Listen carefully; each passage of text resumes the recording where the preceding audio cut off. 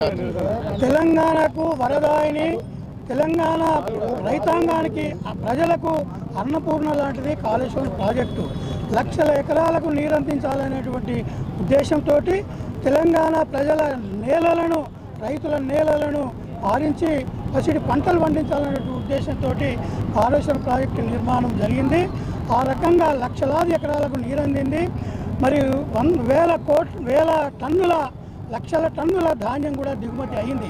అట్లాంటి కాళేశ్వరం ప్రాజెక్టు మీద ఈ ప్రభుత్వానికి రేవంత్ రెడ్డి ప్రభుత్వానికి కళ్ళు కుట్టి ఆ ప్రాజెక్టు నిర్మాణం ద్వారా ప్రజల లోపల కేసీఆర్ గారికి వచ్చినటువంటి ఇమేజ్ని దెబ్బతీయడం కోసము ఏదో చిన్న రెండు పగుళ్ళు వస్తే ఒక పిల్లర్కు దాన్ని అడ్డం పెట్టుకొని ఆనాడు ఎన్నికల ప్రచారం నుండి మొదలు పెడితే ఇప్పటి వరకు అట్లాంటి పవిత్రమైనటువంటి కాళేశ్వరం ప్రాజెక్టు నిర్మాణాన్ని అపవిత్రం చేస్తూ దాని మీద అనేక కమిషన్లు విజిలెన్స్ కమిషన్ అని ఎన్డీఎస్ఏ అని తర్వాత ఘోష్ కమిషన్ అని రకరకాల కమిషన్లతోటి ఆ కాళేశ్వరం ప్రాజెక్టును నిర్వీర్యం చేసినటువంటి పరిస్థితి కనపడుతున్నది।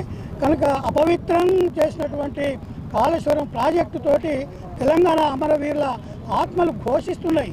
తెలంగాణ అమరవీరుల సాక్షిగా కేసీఆర్ గారు కాళేశ్వరం నిర్మాణం చేసి రైతులకు ప్రధానమైన సమస్య అయినటువంటి నీటి సమస్యను తీర్చడం జరిగింది।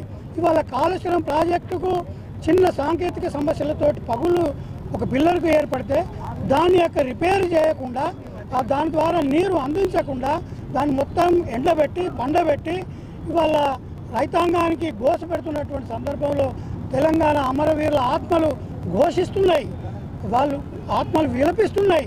కనుక వాళ్ళ ఆత్మలు ఘోషిస్తున్నాయి కనుక మేము కాళేశ్వరం నీళ్ళతోటి ఈరోజు తెలంగాణ అమరవీరులకు మేము జలాభిషేకం చేయడం జరిగింది।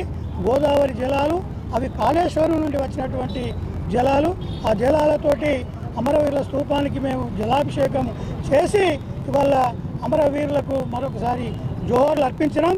ఎన్ని కుట్రలు పనినా కుతంత్రాలు చేసినా మళ్ళీ కాళేశ్వరాన్ని పునర్నిర్మాణం చేయడం జరుగుతుంది। తెలంగాణ రాష్ట్ర సమితి ప్రభుత్వం కేసీఆర్ గారి నాయకత్వంలో మళ్ళీ ఏర్పడుతుంది।